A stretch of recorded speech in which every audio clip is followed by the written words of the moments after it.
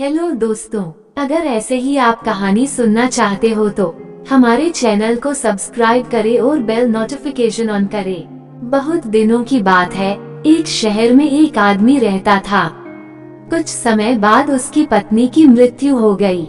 उसकी एक बेटी थी जिसका नाम टॉम था। बाप बेटी दोनों आराम से रहते थे। एक दिन उस आदमी ने दूसरा विवाह करने का फैसला कर लिया। उसका विवाह तो हो गया, परंतु उसकी दूसरी पत्नी बहुत चालाक निकली।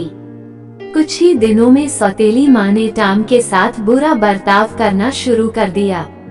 वह टॉम से सारा दिन काम करवाती और एक पल के लिए भी उसे खाली नहीं बैठने देती थी। इस पर भी कई बार वह माँ को भोजन न देती और वह बेचारी बिना कुछ बोले भूखी सो जाती। इधर टॉम की सौतेली माँ के यहाँ एक कन्या ने जन्म लिया। उसका नाम काम रखा गया। टॉम अपनी छोटी बहन से बहुत प्रेम करती थी, पर उसकी माँ को ये भी अच्छा नहीं लगता था। वह जब टॉम को अपनी लाडली बेटी काम के साथ बैठे देखती, तभी गुस्से में आकर कहने लगती, जाओ यहाँ से, सुबह से यहाँ बैठी क्या कर रही हो। कुछ दिनों बाद टॉम के पिता की मृत्यु हो गई। अब तो उसकी माँ का व्यवहार और खराब हो गया। टॉम को इतने बड़े मकान में रसोई घर के साथ वाला एक गंदा सा स्टोव मिला हुआ था। वो वहीं उठती बैठती और वहीं सोती। उस मकान के दूसरे कमरों में जाने की उसे मनाही थी। बस सफाई करने के लिए वो वहाँ जा सकती थी। टॉम को बहुत काम करना पड़ता था। सारे घर की सफाई करती, कपड़े साफ करती, फर्श रगड़ रगड़ कर धोती और सारे घर का भोजन बनाती। भैंस को नहलाना, चारा डालना, लकड़ी काटना, कुएं से पानी लाना, बहुत से काम उस सुकुमार कन्या को करने पड़ते। काम करते करते कई तो वह बहुत थक जाती, परंतु किसी से शिकायत न करती। एक दिन सौतेली माँ ने टॉम और काम से कहा, जाओ आज मछली पकड़ कर लाओ। जो टोकरी भरकर मछली नहीं लाएगी उसको मार पड़ेगी और रात को उसे भोजन भी नहीं मिलेगा। टॉम जानती थी कि यह चेतावनी केवल उसी के लिए है। टॉम को न तो मार ही पड़ सकती थी और न भोजन के बिना वह रह ही सकती थी। टॉम सुबह से शाम तक तालाब के किनारे बैठी रही। उसने मछलियों से अपनी टोकरी भर ली, परंतु काम सारा दिन इधर से उधर घूमती रही। उसने सारा समय नाच गाने और फूल तोड़ने में खो दिया। सूर्य अस्त होने तक काम ने मछली पकड़ना शुरू ही नहीं किया था। काम ने ज्यों ही अपनी बहन टॉम की टोकरी मछलियों से भरी हुई देखी, तो उसे एक तरकीब सूझी। वह कहने लगी, देखो बहन, तुम्हारा चेहरा धूल से भर गया है, तुम इस निर्मल जल में स्नान क्यों नहीं करती? माँ तुम्हारा चेहरा इतना गंदा देखेगी तो क्या कहेगी? टॉम को ये सलाह अच्छी लगी। वो उधर स्नान करने के लिए तालाब में घुसी और इधर काम ने उसकी मछलियाँ अपनी टोकरी में डाल ली और टोकरी उठाकर जल्दी से घर भाग गई। जब टॉम ने ये देखा कि उसकी मछलियाँ काम उठाकर ले गई है, तो वो बेचारी वहीं जोर जोर से रोने लगी। थोड़ी ही देर में उस तालाब में से एक जल परी निकली और टॉम से कहने लगी, क्या बात है बेटी, इतनी जोर जोर से क्यों रो रही हो? तब टॉम ने जलपरी से सारी कथा कह सुनाई और बोली, मेरी रक्षा करो। आज जब मैं घर पहुंचूंगी तो मेरी सौतेली माँ मुझे बहुत मारेगी। जलपरी ने उसे हौसला दिया और कहा, चिंता मत करो बेटी, तुम्हारे कष्ट के दिन दूर होने वाले हैं। तुम्हारी टोकरी में मैंने एक सुनहरी आँखों वाली मछली रख दी है। इस मछली को अपने घर के पास वाले कुएं में डाल देना। बस फिर इससे तुम जो मांगोगी वही मिलेगा। टॉम ने जलपरी को धन्यवाद दिया और घर जाकर उस मछली को अपने कुएं में छोड़ दिया। उस रात उसकी सौतेली माँ ने उससे कुछ नहीं कहा। जब टॉम उस कुएं पर पानी भरने जाती, तो वह मछली उसे दिखाई देती और उससे बातें भी करती, परंतु जब कोई और जाता तो वह मछली पानी में छिप जाती। माँ की सौतेली माँ को थोड़ा थोड़ा शक होने लगा कि इस कुएं में जरूर कोई है जिससे टॉम एकांत में बातें किया करती है। इसी से उसने एक दिन टॉम को किसी काम से दूर भेज दिया। टाम की अनुपस्थिति से लाभ उठाकर उसकी माँ ने कुएं से उस मछली को निकाल लिया। टाम के लौटने से पहले ही उसकी माँ ने उस मछली को पकाकर खा भी लिया। जब टाम काम से लौटी तो वह कुएं पर गई। वहाँ पहुंचकर वह मछली को बुलाने लगी, पर मछली ने कोई जवाब नहीं दिया। वहाँ मछली होती तो कोई जवाब आता भी। टाम वही कुएं की दीवार से सिर पटक पटक कर रोने लगी। फिर वहाँ जलपरी आई और कहने लगी, बेटी चुप हो जाओ, रोने से काम नहीं चलेगा। उस मछली को तुम्हारी सौतेली माँ खा गई है। उसने मछली की हड्डियाँ सामने के मैदान में फेंक दी हैं। तुम उन हड्डियों को उठाकर अपने कमरे में दफना दो, बस फिर तुम्हें किसी प्रकार का कष्ट नहीं होगा। टाम ने वैसा ही किया। मछली की हड्डियों को दफनाने के तुरंत बाद ही टाम को सलमे सितारों से जड़ी एक साड़ी और सैंडल मिले। दूसरे दिन एक त्योहार था। त्योहार में लाखों लोग इकट्ठे होकर झूला झूलते और खुशियां मनाते थे। परंतु उस दिन सुबह ही टाम को घर बैठने का हुक्म हो गया। उसकी सौतेली माँ ने चने और चावल से भरी 2 बड़ी बड़ी टोकरियों को जानबूझकर आपस में मिला दिया। वह टाम को मेले में नहीं ले जाना चाहती थी। उसे विश्वास था कि न ये काम समाप्त होगा और न यह मेले में जा सकेगी। उसने टाम से कहा, टाम तुम घर बैठकर इन चनों और चावलों के दानों को अलग अलग करो। घबराने की कोई बात नहीं, थोड़ी देर का काम है, जल्दी से खत्म करके मेले में आ जाना। इतना कहकर दोनों माँ बेटी सुंदर सुंदर कपड़े पहनकर मेले में चली गईं। उनके जाने के बाद टाम की आंखों में आंसू आ गए। उस मेले में वह भी सज धज कर जाना चाहती थी।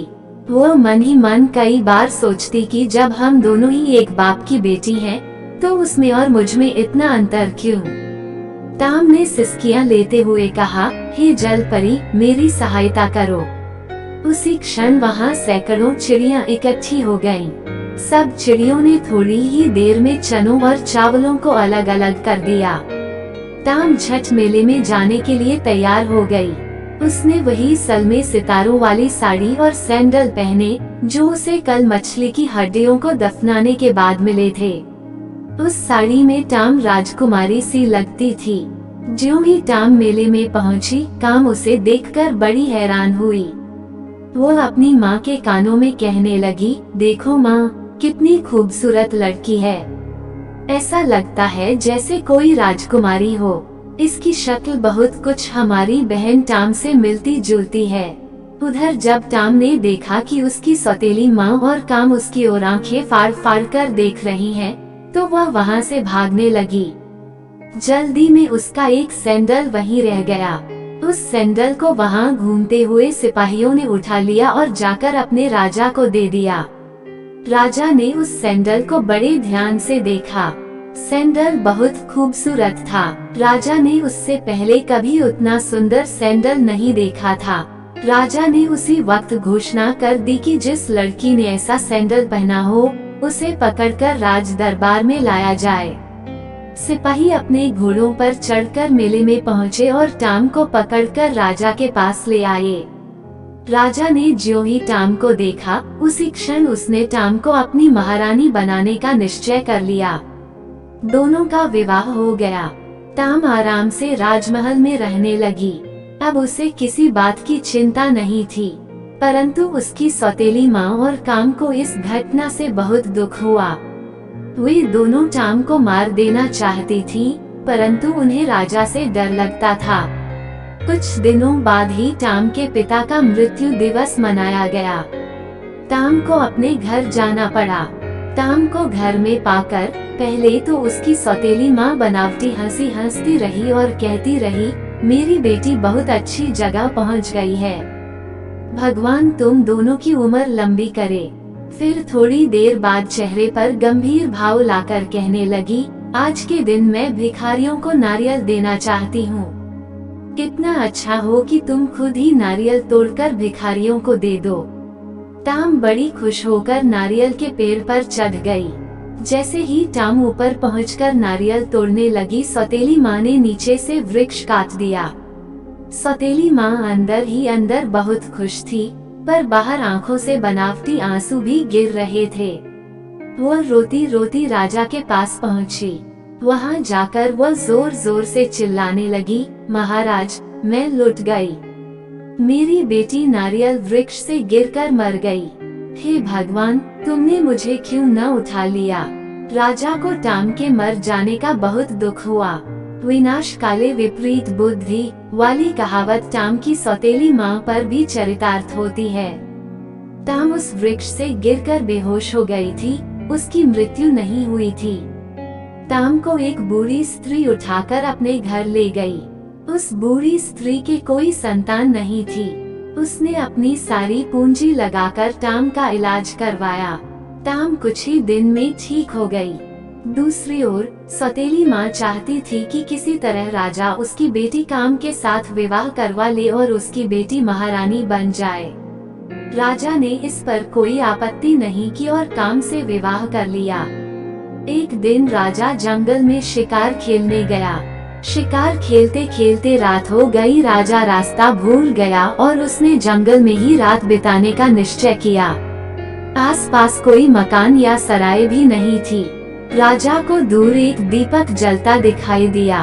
वो उसी ओर चल दिया। वहां पहुंचकर उसने दरवाजा खटखटाया। बूढ़ी स्त्री ने दरवाजा खोल दिया। राजा ने कहा, मैं राजा हूँ। शिकार खेलते खेलते रात हो गई। यदि तुम आज रात यहाँ ठहरने दो तो तुम्हारी बड़ी मेहरबानी होगी। मैं सुबह होते ही यहाँ से चला जाऊंगा। उस स्त्री ने राजा को अंदर बिठा लिया। ये वही घर था जहाँ टाम रहती थी। उस स्त्री ने राजा को भोजन खिलाया। भोजन बड़ा स्वादिष्ट था और उसमें भी केवल वही पदार्थ बनाए गए थे जो राजा को बहुत अच्छे लगते थे। राजा ने उस स्त्री से पूछा, माताजी, ये भोजन किसने बनाया है? मेरी बेटी ने, उस स्त्री ने जवाब दिया। कहाँ है तुम्हारी बेटी? राजा ने पूछा। बूढ़ी स्त्री ने टाम को राजा के सामने खड़ा कर दिया और कहा, ये रही मेरी बेटी। राजा टाम को दोबारा पाकर बहुत खुश हुआ। टाम ने सारी बात राजा से कह सुनाई। राजा ने काम और उसकी माँ को जेल खाने में डाल दिया। अब उसकी सौतेली माँ और काम को मालूम हो गया कि भगवान के घर देर हो सकती है, अंधेर नहीं। अब कहानी यहाँ समाप्त होती है। कहानी सुनने के लिए धन्यवाद। हेलो दोस्तों, अगर ऐसे ही आप कहानी सुनना चाहते हो तो हमारे चैनल को सब्सक्राइब करें और बेल नोटिफिकेशन ऑन करें।